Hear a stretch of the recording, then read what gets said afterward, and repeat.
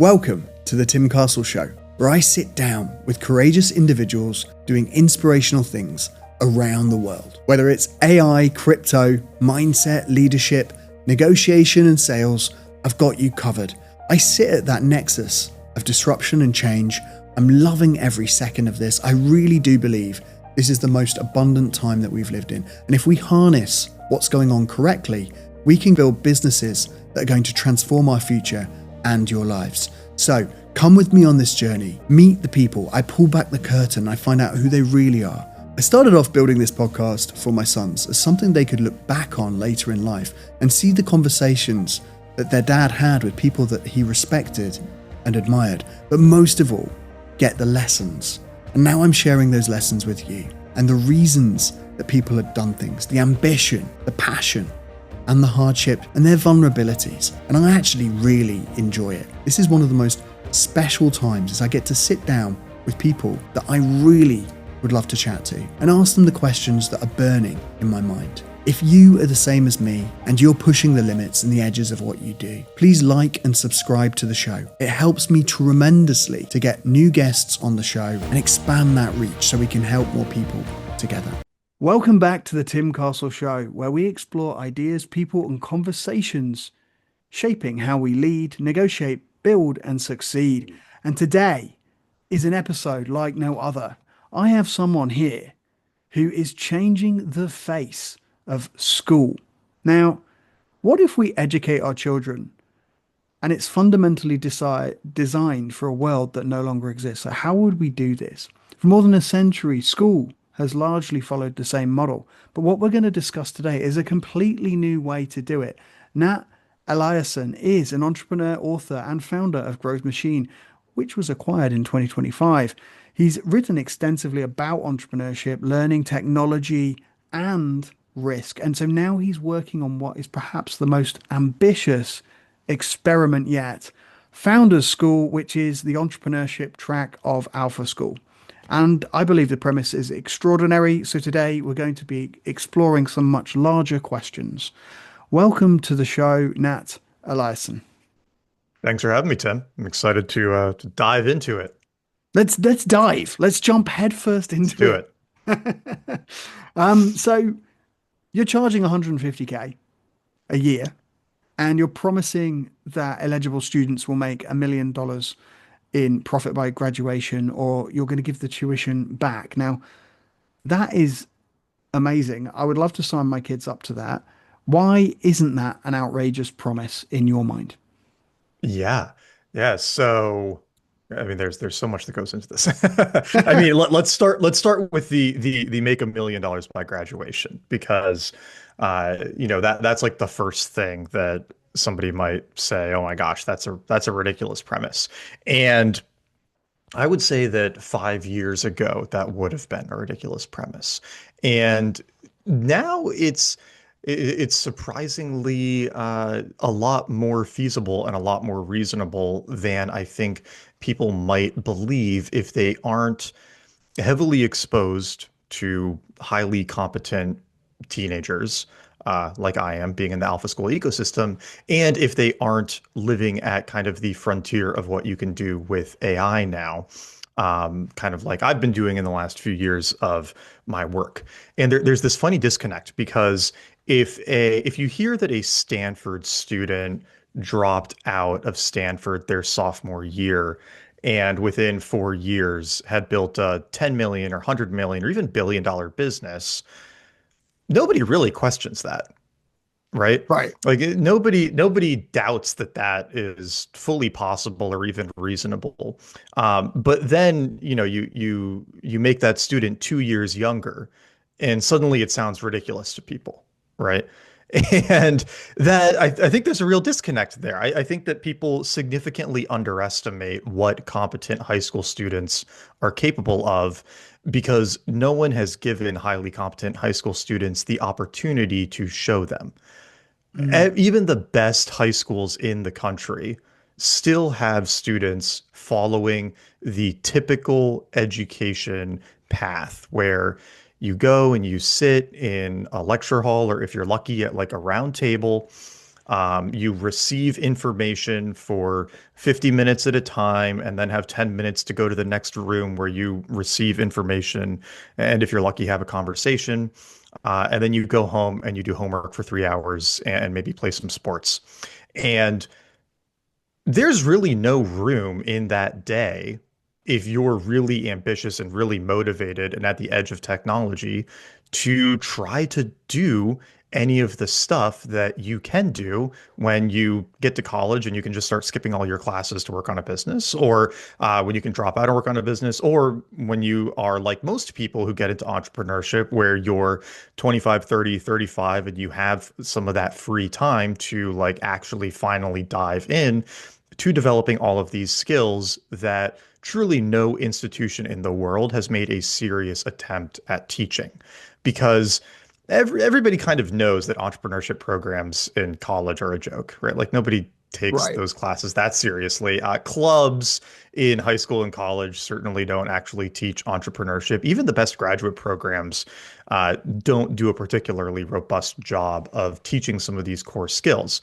So then when you look at our model, where we've taken the academic day and compressed it to 3 hours in the morning, which then gives us 5 hours every afternoon to be 100% focused on giving these students the freedom to work on their business and deliberately developing the skills that are going to help them succeed, whether that's copywriting, public speaking, basic financials, uh, cold emailing, sales, like all of these things that are going to help them get there, not to mention all of the AI skills we're helping them develop.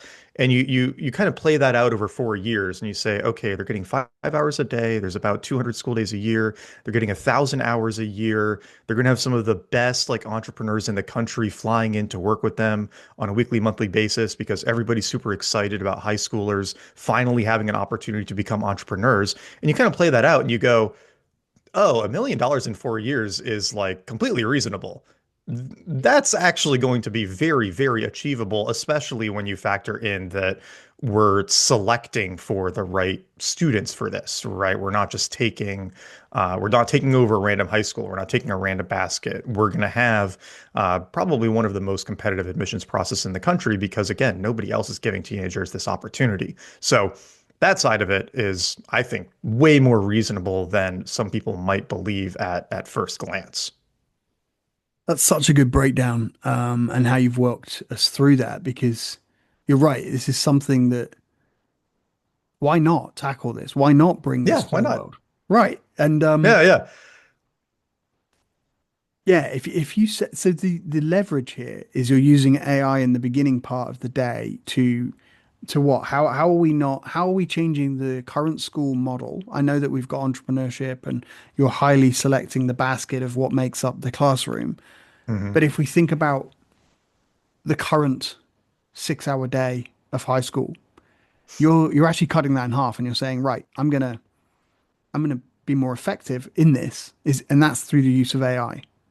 Yeah, I kind of glossed over that part. But th this is where so Founder School is part of Alpha School. We're one of Alpha's specialized high schools. They have a few of these now. They have World School, which is doing service projects like building up schools around the world and improving their education. GT School is like hyper accelerated academics, and then Founder School is like the entrepreneurship high school. But it's all built on Alpha School's education model, which is an adaptive AI tutor that helps students learn twice as much in 2 to 3 hours a day.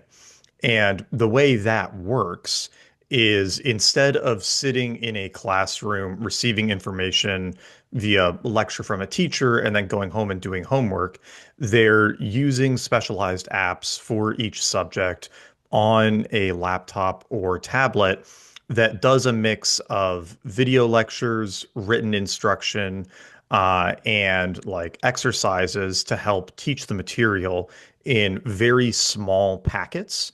So instead of an hour-long lecture on 20 different subjects, you might have a 2 to 5 minute lecture on 2 to 3 subjects. And then, doing these very small quizzes and tests of the students' retention of the topic and their mastery of the topic, constantly evaluating how deeply they have mastered all of these specific pieces of that subject that they are studying, and then adapting the curriculum that they're receiving on a daily, weekly basis to attack the parts that they have not mastered. And so they are always right at the edge of their understanding in the subject. They're never having an hour-long lecture on something that they already understand. And they're never sitting through an hour-long lecture that is 2 or 3 steps ahead of them that they're not ready for yet. And so the typical problem that happens in a classroom is you have 20, 30 students. Uh, a third of them are, ahead and bored and not paying any attention. A third or more fell behind 6 months, a year, 2 years, 3 years ago, and they're really struggling to stay on top of it and are like just skating by. And unfortunately, in the school system, in the US and in a lot of places now, they'll just kind of keep getting rubber stamped and pushed through. They'll get like a B minus, but they won't get failed, and they'll just move on to the next tier and be even more unprepared for that. And then you have the lucky few who are at the right point for that class, but it's a small number of the class. Most people in the class are having their time wasted. Whereas, with our tool, your time is never being wasted. And that is a big part of what lets us cut the academic day in half. That's absolutely awesome. And you're quite right. Like you can see how a child or a high schooler learning, if they haven't got the sweet spot exactly right, it's all wasted time. Like especially the Yep. catching up child, the child that is there going, I don't really want to raise my hand and say I'm behind, but I really am not getting these concepts Yeah. versus what you've optimized for. Yes. And, to be clear, like we're not using a chatbot, right? Chatbots are horrible instructional tools. But one of the great benefits of having this kind of like AI tutor with the adaptive curriculum is that it's not embarrassing to say that you Mm, don't understand something.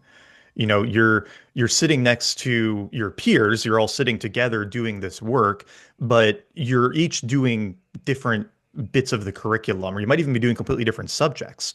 And so if you're stuck on something or you're confused, you're just working with your software and you don't have any fear of embarrassment for not understanding something.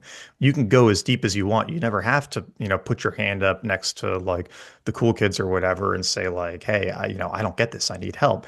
And so what you find is that students ask for help a lot more when they don't have that social pressure against it. And to your point about the sweet spot, it's really it's really wild being in this ecosystem because students transfer into alpha all the time, right? Third grade, fifth grade, seventh grade, ninth grade, and pretty much without fail, even if they're going to a 75K a year private school, they're often 1 to 3 years behind in math or reading or one of these core subjects because they fell out of that sweet spot at some point and there was nobody there to kind of adapt the curriculum and help them get caught up. And that's really unfortunate. That's a big part of why I think education has fallen off for so many students in the US at this point. it's amazing what you've just described in a way that you imagine now with automation, with the advancements in intelligence, this is being at the cutting edge of your own education because it's already worked out what you know and therefore can feed you what you don't know. And in a way, in an environment that you can now ask questions, it's almost like if you could rebuild the school system, this is how you would think about rebuilding it. But one thing then, like, what are you criteriaing kids on? Like, are you selecting just wealthy families that know how to play the game? Like, what is the criteria, or is it black box? Yeah, so no, we're pretty open about this. So for Alpha School, it's a lot more of a personality and agency fit, right? The main ways that a student would get disqualified from Alpha are not based on like intelligence, because again, every student that we see comes in behind for the most part, and so we can't select based off that because then we wouldn't have any students, right? And because we feel very confident that like, and because we see it, like our software can catch students up very quickly, right? And so it's much more about are they excited about having the opportunity to control more of their academic day, or do they prefer to sit in the lecture style classroom, right? Because some students do prefer that, and if they're not going to be able to develop kind of like the agency and the self-motivation to work through the tools in the morning, then they're just going to have a hard time in this model. Um, and at the high school level, there's some other factors too, where it's like our high schools are smaller. And so if you want the 1,000 kid high school with the football team, like we just don't have that yet because we're early, right? But then for founders, it's a little bit different because we have this added challenge of like, oh, if we don't get these freshmen to $1 million by graduation, we're refunding all their tuition. So we need to have a little like extra confidence. And the biggest part of our application process, which I love seeing the responses to, is we actually give these students like an entrepreneurial challenge. So they do the normal short answer responses, and then we use a cognitive aptitude test that is kind of like in lieu of transcripts because you can't actually trust transcripts to really tell you anything about a student's academic performance. You need Right. standardized tests. And so, we use that, but then the big thing is this entrepreneurial challenge where they get 2 weeks and we say, you need to pick a topic that you already know a decent amount about and, are kind of like passionate, interested in. You need to come up with and develop some sort of like unconventional point of view on that subject that some experts and people in the field would disagree with. You need to come up with a business idea that kind of capitalizes on that spiky point of view, as we call it. Build a landing page where you can actually charge money using AI, and then go talk to 20 strangers who you have no relationship or, friendship or whatever connection to. Put your landing page business in front of them and try to get them to pay you, and then record what happens in every single one of those interactions. And then take all of that information, the topic area, your point of view, what you built to address it, your interactions with strangers, and package it into a write-up and a video and send that in. And you have 2 weeks. Well, And so, which, like for an adult, that's scary, right? right. If I went up to almost any professional and said, "Hey, you have to go do this," they would probably say like, "No, absolutely not." Yeah. But we're giving this to 13-year-olds and they crush it, right? They do just awesome work. And the videos are incredible because you've got students, like walking into their library with their laptop and finding all the adults and showing them their business. Uh, we had one student who was having a really hard time getting anybody to sign up for his business, and so he got the D list for his current high school and emailed every single student a pitch, and then like got called into the dean's office and everything. And he's telling me this story, and I'm just, oh my gosh, like this Yeah. is perfect. It's Classic. like the thing you get in trouble for at your normal school, like we are going to It gets foster you and in. develop here. Yeah. Exactly, right? It's like that is the exact kind of thing that we are looking for in these applications. And that because that's a lot of it, right? Is it's like if you have, the baseline um cognitive aptitude, horsepower, whatever, most of the delta is your degree of agency, your willingness to put yourself out there, your desire to succeed at this, right? It's like there's I don't know who posted it first, but it's this famous X post that like always pops back up. Where it's like, somebody half as smart as you is making 10 times as much Yeah. because they're just not afraid to fail, right? Yeah. Right. And it's like, yeah, you've kind of got to have that dog in you. You got to be willing to get out there. It's a lot harder to teach that than to, and we can develop a lot of it. We can teach a lot of it, but you've got to have some baseline willingness to be uncomfortable.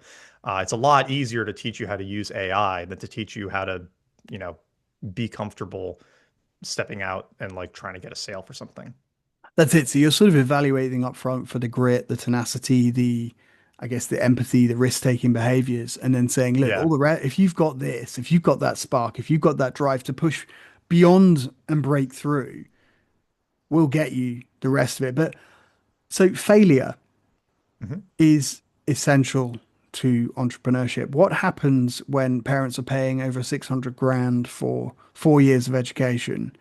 And how psychologically safe is the failure going to feel? Yeah. Well, I mean, the great thing about our our model and our ecosystem is that there's probably no better entrepreneurial ecosystem in the world to fail within. Because if you think about trying to learn entrepreneurship in every other setting, you're typically the only one doing it, right? Like when I was trying to figure it out in college, all of my friends were going into banking and consulting, and I was the weird entrepreneurial one. And so there was this immense pressure that I felt to not embarrass myself and not look like an idiot by failing.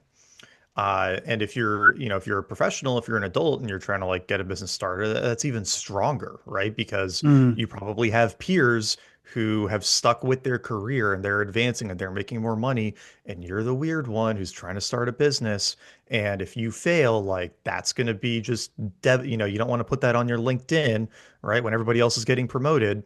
But if you're in a room with 20, 50, 100 other teenagers who are all trying to start their first business, and you've got these guides, these like mentors who are there specifically to help coach you through the emotional ups and downs of starting a business, and you can talk to the sophomores, juniors, seniors in the class who have all probably failed at a few things already that they tried. And it's just immediately you can tap into the support system around you and you can look next door and say like, oh, well, that kid, he's 16 and he already like failed at three things, like, and now he's crushing it. It's not a big deal. Like that is an incredibly supportive environment to be in that I really don't think you can get anywhere else.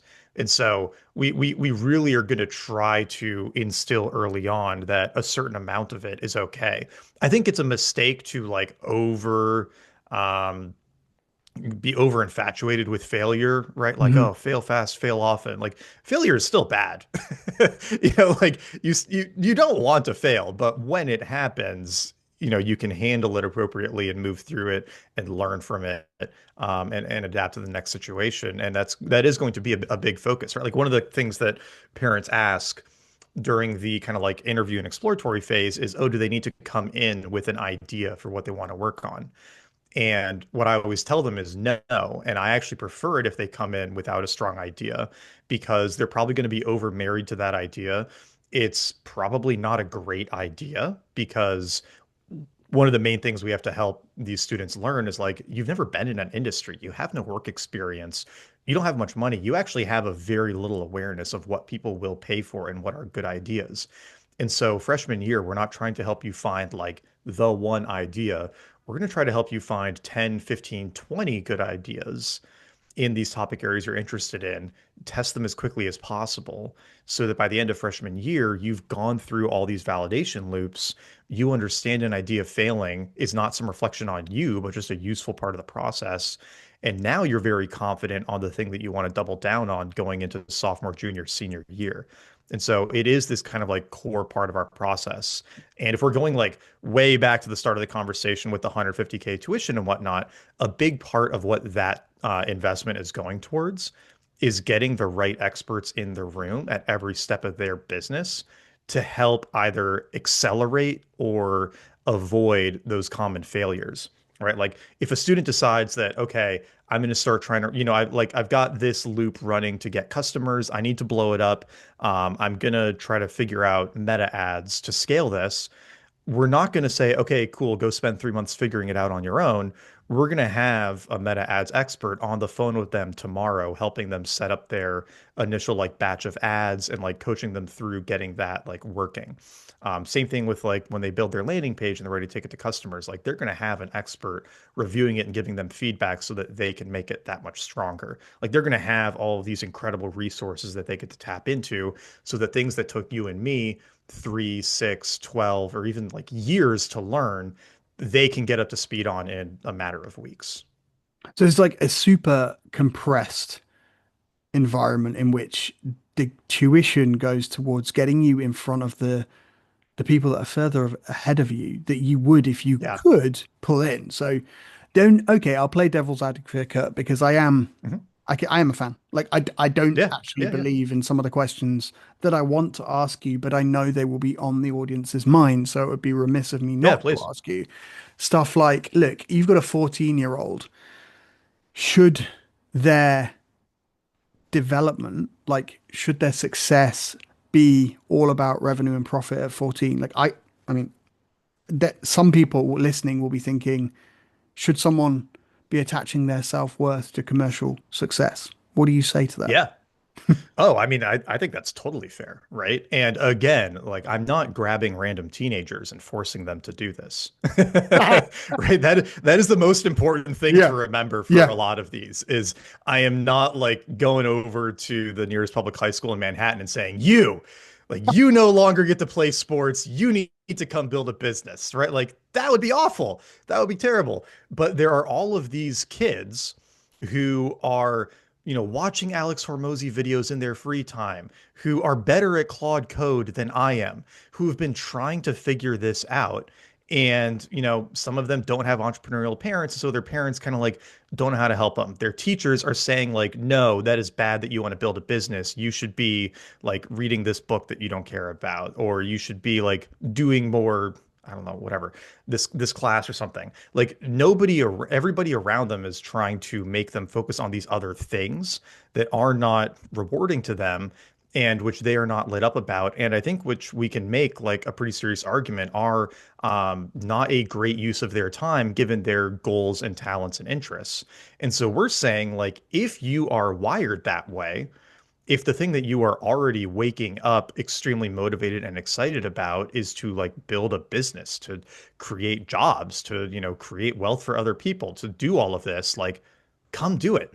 Like we're not only going to get out of your way, we're going to help you do it like to the absolute best degree possible. And so for those students, I think it's an incredible environment because I totally agree that we should not be measuring the or pushing the average student to like tie their self-worth or their accomplishments through the teenage years to business. But if you're already wired that way and that's what you want to focus on, then we should encourage that because like that's awesome, right? Like this idea that you shouldn't start doing serious work until you're 18 or 25 is, I think, just like a horrible like crutch on society because every culture in all of history had that like turning point into adulthood where you started contributing back to your tribe and your community at like 13 to 14 because we knew that yes, teenagers are not as developed and as competent as adults, but they're fully capable of doing basically anything an adult does professionally or communally to like at least 70, 80% of like what the others are doing. And so the idea that we have to tell them like, no, you need to keep being a child is I think actually a major contributor to, all of the mental health issues we see in the teenage years. I think it's a big reason that teens and their parents fight a lot because teens know that they are capable of so much more than their environment is allowing them to do and go after. And so, we're saying like, hey, if that's you, like come crush it. We want to help. That's awesome. I think it is. It's a big failure, isn't it? It just feels like average has become society's answer for everything. And Yeah. what you're saying is actually that's got the most risk around and associated with it. People, teenagers falling in with the wrong crowd. How could that influence your life? Teenagers being bored, not. If you're like, I've got two boys, like one of them is completely obsessed. Like when he gets into something, he gets obsessed in a way that I haven't seen before, like in a way that's just, Yeah. I can tell he's going to be an entrepreneur. Like he comes from a long line of inventors, but that's not what it's about. It's about having the resilience to stick with something way past when anyone else would give up. And he is obsessed and relentless when it comes to it. And you can just see, like, in the classroom, that's not there. He does Yeah. not, and it's like he doesn't need to learn about the Victorian era, and he wants to be out there building robots or whatever he wants to be doing Yeah.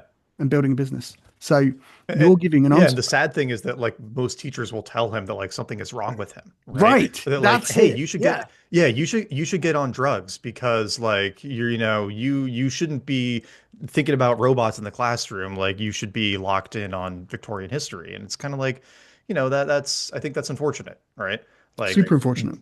yeah, this is a real gift that should be fostered. So I'm really glad that you're out there putting an outlet for it. So on this show, and given my background, we do discuss a lot around sales negotiation. I often have a lot of Yeah. authors and guys and girls in that space. Like, what is it at the school? Like, what do you teach about negotiation, influence selling that conventional schools would fundamentally misunderstand? Like you talked about cold calling and cold emailing and that risk element. Uh, well, I mean, for the first thing, right, we're teaching 14-year-olds to cold call, so, It's pretty right, which good. Yeah, most yeah. schools, Straight away. yeah, exactly, right, like that would be a big one. And it's funny, we do these, we've been doing these Founders Weekend events throughout the summer, where it's like a 2-day version of that challenge that I told you about. And we're doing these in different cities, and we're inviting kids like 9 to 16 to come out for the weekend. And, we work with them to come up with an idea, to build an MVP, to, refine their offer into something, really specific and valuable, to like do cold outreach and try to get sales, and then do a big presentation on the end on like what they built and how they launched it and what happened when they talked to customers. And it's awesome because we had 120 kids at the last one in LA this past weekend. And at least 40 of them, I want to say, made their first dollar through entrepreneurship in the span of Oh, those two cool. days. And, it's like how many adults haven't done that, right? Or how many adults have Yeah, talked about right. becoming an entrepreneur for years and haven't made their first dollar? And these students are doing it in a couple of days. But, in terms of what are we teaching that might be different from some of the other places. I mean, one thing that we put a lot of emphasis on that you don't see as much in, um, to the extent that there are other entrepreneurial programs out there, is that we actually put a really heavy emphasis on expertise development. And so this is like if there's an unsexy like plumbing part of our curriculum, it's the expertise development and helping them like pick these areas they really want to focus on and become deep subject matter experts in them, because part of our teaching around sales and pricing and negotiation, and a lot of this comes from our principal Joe, who's an ultra successful tech entrepreneur. He built the first piece of AI software to do over $1 billion in sales. He's been doing this since the late 80s. And a lot of his philosophy around business building is very steeped in our curriculum. And so one of the things we teach the students is like, you want to be the highest priced option in your market, because if you create the most premium product, then nobody can compete with you, and you have a lot more control over your destiny. And so a lot of students will come in and they'll say like, oh, this is going to be like a freemium app, and then maybe it'll be 10.99 a month. And we'll push them. We'll say, okay, how do you make this a $500 a month product or a $5,000 a month product? And then that kind of like trickles into their sales and their negotiation and whatnot, because they're not thinking, okay, how do I like find the price where this customer will pay? They're thinking, this is the price I'm going to charge based on their based on their objections. How do I make this a better product and a better offer so that that price becomes a no-brainer? Right? Like there's always this instinct to try to discount yourself or reduce your price because we're sort of afraid of like holding a line on something.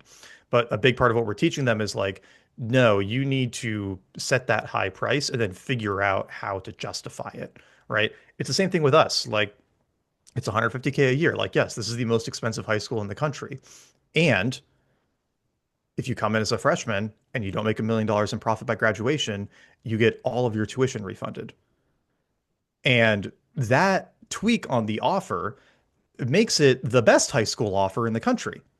Because if you go to Exeter or you go to TJ and you don't get into like the best college, or you don't get the highest SATs or whatever, they don't refund you. you Yep. know, and they don't take any responsibility. They blame you. They're like, oh, well, you should have hired a tutor. You should have hired a college counselor. And like, that's ridiculous. Like, you're going to spend 75K a year on a service and then get told that if that service isn't delivering the outcomes you expected, it is your fault and you should spend more money with a different company to get the result that you were looking for. Like, that's crazy. Right. And so this is like a big part of what we teach around, sales negotiation and things. It's like, no, no, no, no. You go for like the most premium option, you set the highest price, and then you create an offer that kind of like this is, very influenced by Hormozy as well, right? Like Mm. come up with the offer that makes them feel stupid for saying no to it. Because it should just be such a no-brainer that they're like Oh, dying to buy it. and you literally are the epitome of that. Like that little Yeah, bit on the end is, and it makes that you built the value back in, but it was already there to begin with. And then the confidence is to be able to add that bit on the end and say, well, it's yeah. this good of an offer. You're getting your money And back if we don't deliver. It's like you're flipping the model and showing that. exactly. And a big part of what we've been, negotiating and lining up over the summer, and we'll have more to announce on this soon, but we should be able to offer students like well over 150K a year in like additional services and like software credits and AI tokens and all this other stuff that is like far and beyond above what they're paying in tuition. And so it's like, Mm. oh, you're getting over 150K a year in like business services and things that like aren't part of the tuition. You're getting an elite high school education, like top SATs, top APs. You're in this incredible community with all these like mentors and advisors coming through who are excited to help you succeed. And if we don't get you to the outcome, you will still get refunded for it. It's like, that's just a great offer. It's the like you can't get better than that. And like the network alone, the relationships, and then like you said, you're planting a seed and showing kids at 14 how to make their first dollar from business, which is something that most Yeah, adults have wished to do but never done, and they're 50 and totally. still haven't done it. Yeah. Yeah. And just think through if we had priced this in like the way a normal high school would, right? Where it's like, okay, we're a new entrant to the New York market. We're going to charge like 40K a year. And we're Yeah. we're we're not going to pay our teachers twice what every other school pays, and we're not going to bring in all these experts to work with the students. Like, and oh yeah, we're going to help you make $1 million by graduation, right? Like, you have no confidence in that model, right? There's no way that that high school like drives its outcomes. And so it's like, I think this is just one of the best ways to build a business. And it's cool when you tell teens that because it's like nobody has told them that they can build a premium product, but it's kind of like Elon's whole thing, right? Like a crazy goal is actually easier to achieve than a reasonable one because nobody else is going for it. And so Yeah, it's you on tell its them that own. like, no, yeah, exactly. Like you can build a $500 a month product. You can build a $5,000 a month product. Just go figure out what product is worth that much. And it just like completely flips their worldview on business. And then they end up doing way better and making way more money. And it's awesome to see. Super cool. So you've argued that people, young people especially, should take risks and more of them. Like, Yeah. what's the difference? And what's the difference between an intelligent risk and then an ego-driven risk? Yeah, that's a good question. I mean, I was lucky that I got interested in entrepreneurship in college and started trying to figure it out then because I remember I'd started a startup my junior year. I had no idea what I was doing. I worked on it for a year before I realized I had no idea what I was doing and shut it down. And then senior fall, I was like 8 months out from graduation. I was a philosophy major, so I had no job prospects. And I knew I didn't want to like do the normal job application flow. Yeah. And so I had a whiteboard in my room, and I literally wrote $2,000 a month on the whiteboard because I had done the math and I knew that if I could just figure out how to make 2000 a month by graduation, then I could at least like go to Argentina or Thailand and live off of that 2K a month while I figured out how to build a much bigger business. Like that was enough money where I didn't have to go take a job I didn't want and I could keep pursuing entrepreneurship. How did you do Um, that? That's awesome. yeah, so I it's actually kind of similar to what we teach at Founders School. Like I took a step back and I said, okay, I don't know how to run a startup yet. I need to develop skills that will allow me to run a startup. Which of those skills am I currently closest to that I could try to develop by graduation, where I could like at least monetize that, join a team, do something. And I was like, okay, well, I'm a philosophy major. I'm good at writing. There's this thing called content marketing where you like write content to try to get customers. people are obviously paying for it. Maybe I can get freelance gigs as a content marketer, and that'll get me to 2K a month. And so I started a blog. And this was like, I ended up I've run this blog for the last 12 years now. And it's basically led to like everything good in my professional life. I started this blog. I wrote like 5 or 6 articles, and then I cold emailed 2 companies. They were like the top companies in the field for content marketing, just kind of like to see if I could get them to hire me for one freelance article. It was Buffer and Zapier. Mm. And Buffer said no, but Zapier said yes. And Boom. so I got my first $150 article gig like literally a month after making this decision. Um, which was sick because I was like, okay, cool. I like figured it out. Like if I just, if I get, what is it, 10, 15 articles, if I get 15 articles a month, then that'll pay my net in Argentina. I can easily do 3 articles, 5 articles a week. Like this is no problem. Like I've Mhm. solved that. And Mm. now I can like focus on business stuff. That ended up turning into like a full internship with Zapier. I didn't tell them I was a college student when I reached out, and then they opened up this internship, and I was like, "Hey, I'm a college student actually. Like, can I do this?" And they're like, "Yeah, great." And so they flew me out to San Francisco, and I got to hang out with like Wade and Mike and like the core Zapier team and Danny, which was awesome. Like it's Wow. especially awesome now because Zapier is like a $5 billion company and they've got hundreds of employees. And back then it was like 8 of them. Yes. Um, and so they taught me so much. And Danny, the guy I worked with the most, was amazing. But it's like they taught me a ton.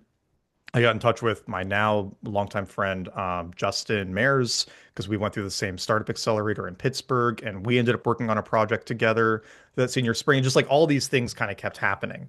But it came off of that initial decision of like, I'm already good at this. Here is this adjacent thing that will pay a good amount of money. And like that is my in to the industry. And everything just kind of like went from there.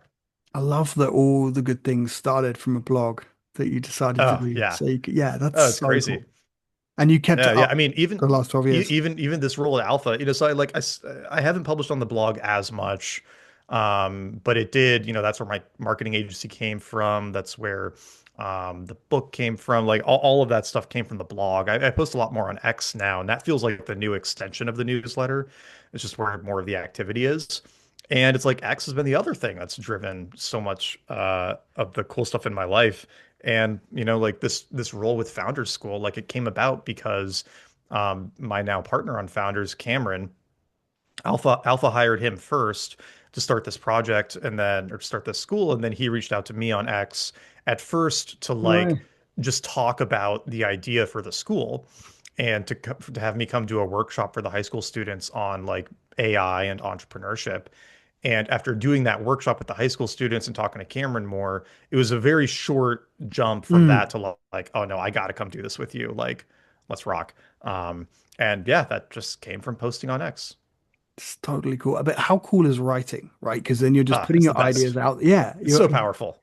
that's where it comes from. Like you're putting out your ideas, you're writing them down, you're figuring out, and then you're putting them out in the public. Obviously, you're taking that Yeah. risk, but once you get over that initial thing and you're just willing to spread ideas and connection, Yeah. suddenly you're through to the next stage. But books are such a cool asset too, because like most passive income is nonsense. Like it doesn't really exist outside of like index fund investing or something. And then like books. Books are one of the few products that are like about as close as you could possibly get to a like one passive income source, but also a like passive network credibility, Mm. legitimacy, right? Because it's like, yeah, if you go through a publisher, it's truly 100% hands off for the rest of your life.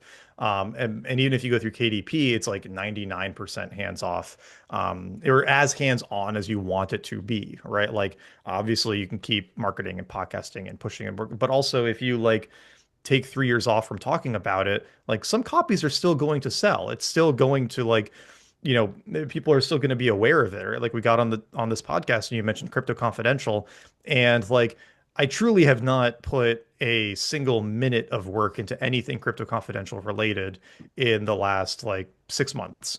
And but it's still It's this still cool here. Yeah. asset, And I right? see it Yeah, yeah. everywhere. I see it everywhere. I mean, same thing with my newsletter, where it's like I'll meet people and they'll say, "Oh yeah, like I read this article you wrote in 2020."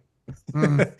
And I'm just like, "Oh, that's awesome," right? It's like this, this newsletter that I wrote or these articles that I wrote, like you publish them once and then if especially if it's one that kind of like goes wide, that keeps supporting your career and your work in some cases forever, right? It's a really special thing about writing that almost no other medium really lets you do.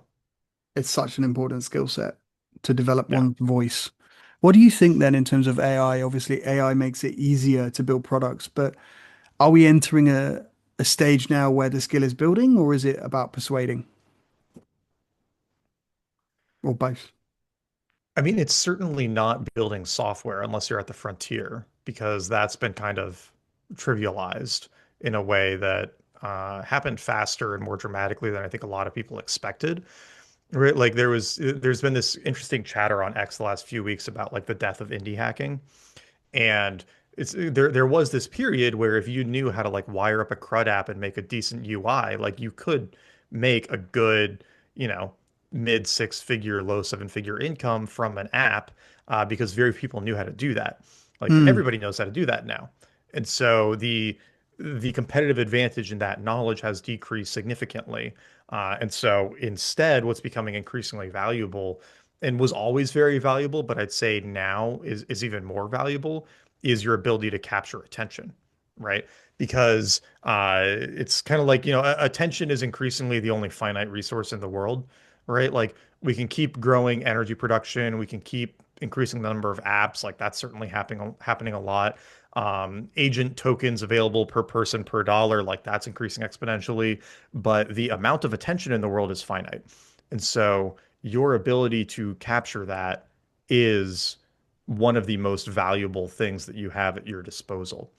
And so this is like another part of the founder school thesis that sometimes parents get a little like, huh, about because it's so unconventional with normal school where instead of banning social media, we're like actively teaching our students how to build an audience because one, if you learn how to use social media for work, then it's much less of a net negative in your life. All right. Like if you see X and Instagram and whatnot as sources of money instead of tools to escape, it's just a fundamentally different relationship with them.